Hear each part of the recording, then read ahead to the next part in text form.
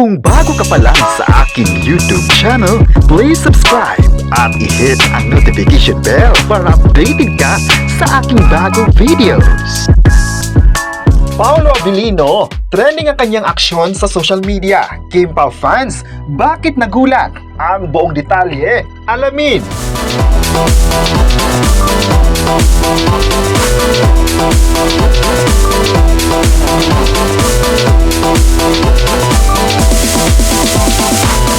Ngayong araw ng October 27 ay pasabog talaga ang ganap sa showbiz. Latest nga ngayon na pinagpiyastahan online na naging paayuda ni Paolo Abilino sa mga fans.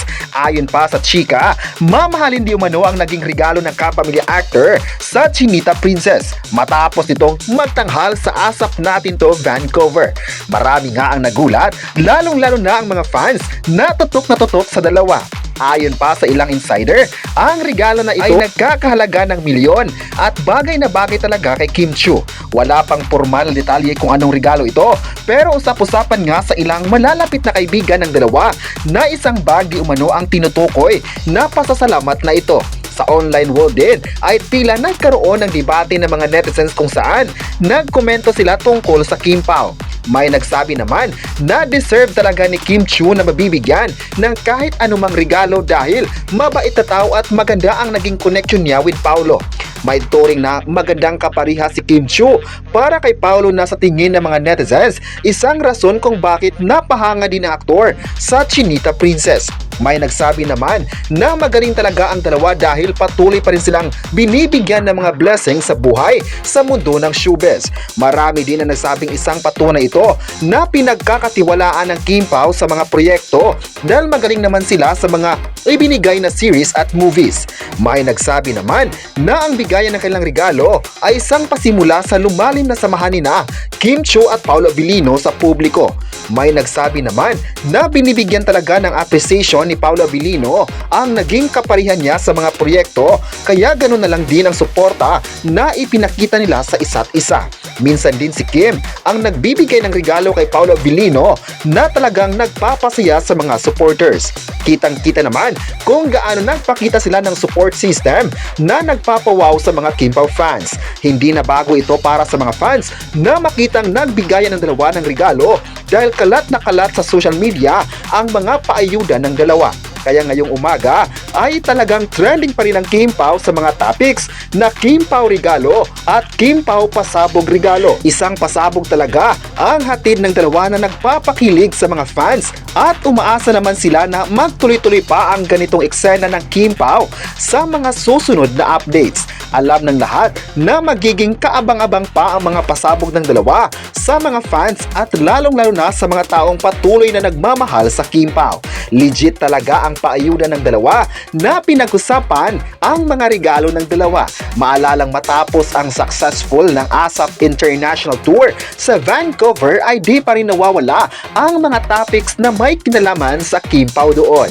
Latest din ngayon na may mga international fans ang tila nagpahayag ng pagkagulat sa Filipino performers. Sa isang post nga ng isang Filipino citizen, may isang fan mula sa Canada ang nagtatanong kung sino yung love team na nag-perform sa isang segment ng show.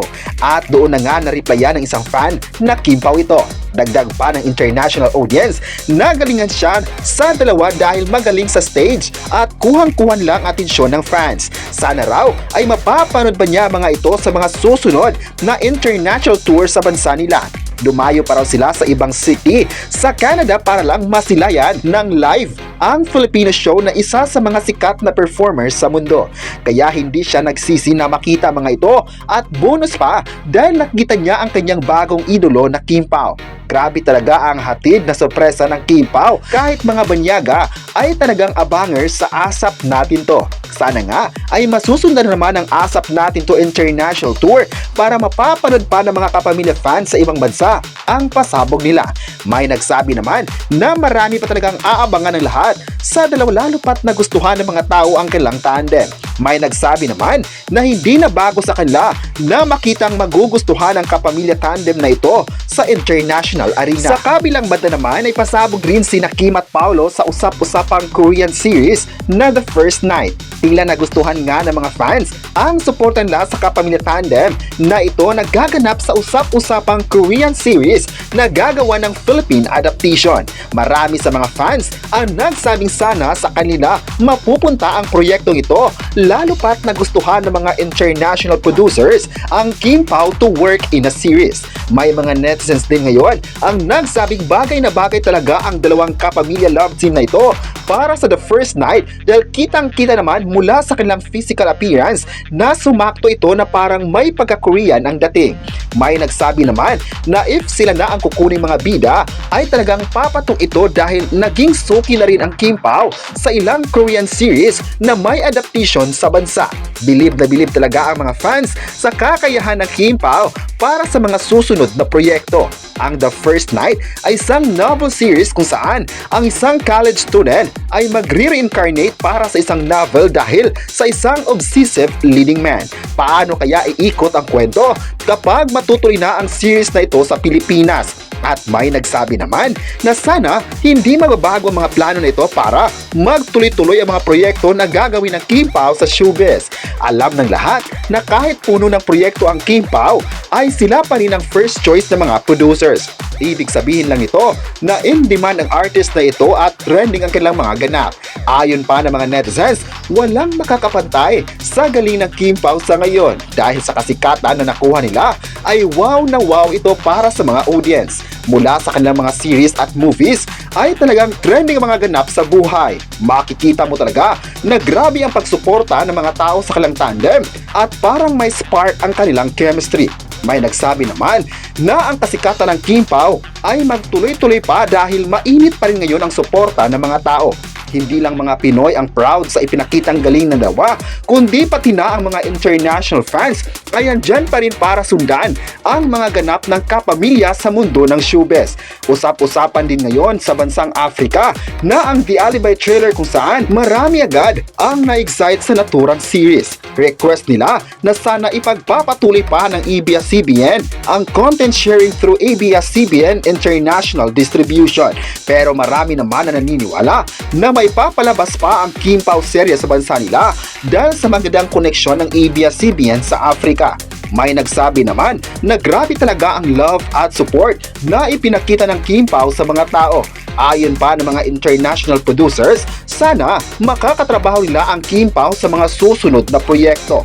May nagsabi naman na ang proyekto na ibinigay ng mga producers ay malakas ang dating sa mga audience. May nagsabi naman na iba talaga ang love team na ito sa ibang artists dahil kung titingnan ang growth ng kanilang career, makikita mo ang paglago ng fandom.